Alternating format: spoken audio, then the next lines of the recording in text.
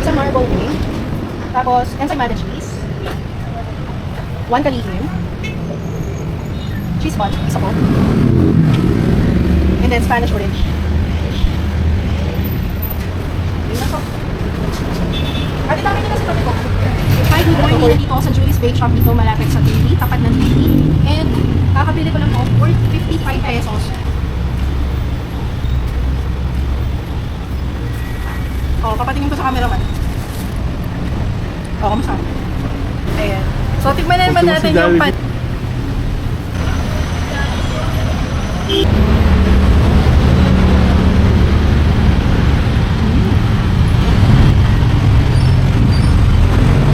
Hindi siya masyado matamis.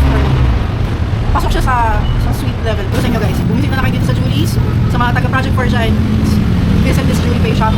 Walang kupas pa rin yung kanilang mga. So, sa mga bread lovers dyan, mag-Julie's na kayo. Bye!